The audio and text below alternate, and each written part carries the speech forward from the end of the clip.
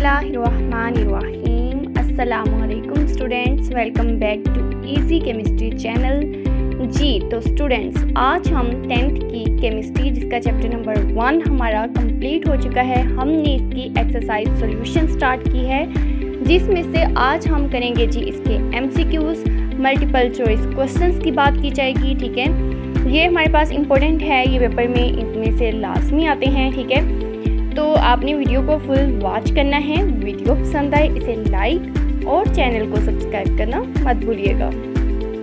हाँ जी, हमारा सबसे पहला MCQs है, according to kinetic theory the basic difference between solid, liquid and gas is due to. अब काइनेटिक थ्योरी के मुताबिक जो बेसिक डिफरेंस है सॉलिड, लिक्विड और गैस में, वो किस वजह से होता है।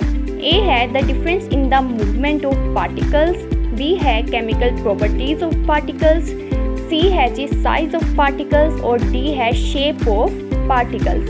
तो इनमें से करेक्ट आंसर है ऑप्शन ए, जिसमें है कि जो पार्टिकल्स की मूवमेंट का जो डिफरेंस है वो हमारे पास मेन डिफरेंस है सॉलिड, लिक्विड और गैस में।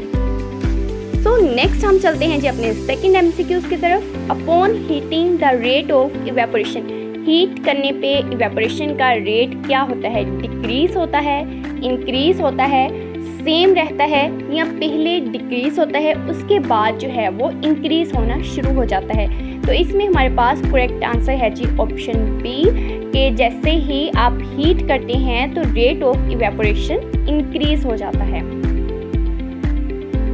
थर्ड MCQs है कि इंटर पार्टिकल अट्रैक्शंस जो है ये स्ट्रॉन्गेस्ट किसमें होंगी। ठीक है, पार्टिकल्स के दरमियान मौजूद अट्रैक्शंस आपने बतानी है कि किसमें ज़्यादा स्ट्रॉन्गेस्ट होती है, वो सॉलिड में होती है, लिक्विड में होती है, प्लाज्मा में होती है या फिर गैस में। तो इनमें से करेक्ट आंसर है जी option A, solids. Fourth MCQs की तरफ चलते हैं। Cooling the vapours of some gases changes them directly into solid state. अब आप कूलिंग पे वेपर्स को कन्वर्ट कर रहे हैं जी सॉलिड स्टेट में। तो ये अगर आपने मेरे लेक्चर सुने हों, ठीक है, तो उसमें जो है डेपोजिशन जो है, ये इस प्रोसेस को हम नाम देते हैं कि जिसमें हम वेपर्स को डायरेक्टली सॉलिड स्टेट में कन्वर्ट करते हैं। तो ऑप्शन डी इसका जी करेक्ट आंसर है, डेपोजिशन। जी तो फोर्थ के बाद हम चलते हैं जी अपने फिफ्थ MCQs की तरफ।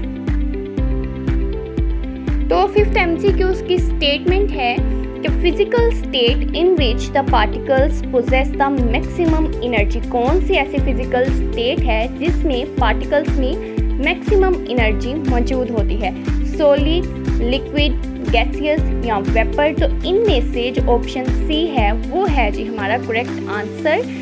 गैसियस स्टेट में हमारे पास पार्टिकल्स के अंदर मैक्सिमम एनर्जी मौजूद होती है। तो ऑप्शन सी क्या है, करेक्ट आंसर है।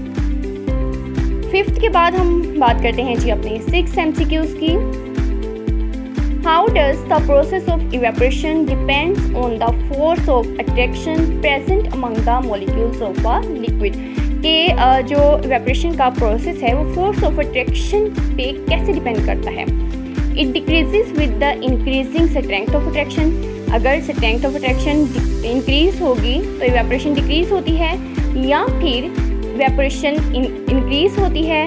सी है कि इंडिपेंडेंट होती है, कोई डिपेंड नहीं करती। ठीक है, और डी है कि ये पहले इंक्रीज होती है उसके बाद डिक्रीज होती है।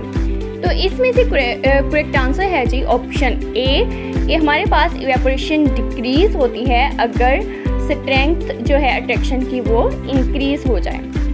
7th MCQs है कि कौन सी गैस डिफ्यूज होती है फास्टेस्ट रेट में, यानी रेट ऑफ डिफ्यूजन इनमें से कौन सी गैस का सबसे ज़्यादा है। HCl है, SO2 है, H2S है या CO2। तो इसमें से जो हाइड्रोजन क्लोराइड है इसका डिफ्यूजन रेट सबसे ज़्यादा है। तो करेक्ट ऑप्शन है जी ऑप्शन ए। नेक्स्ट हम बात करते हैं जी अपने 8th MCQs की।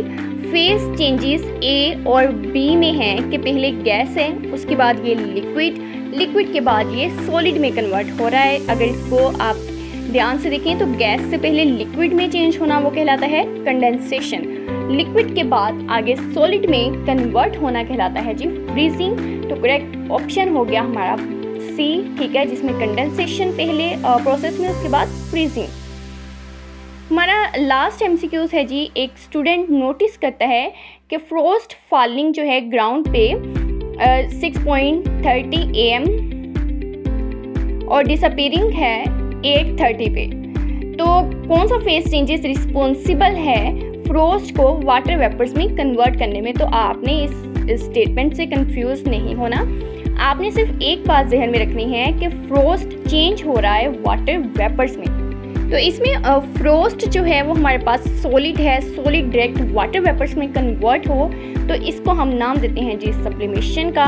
तो ऑप्शन सी है जी हमारा करेक्ट आंसर।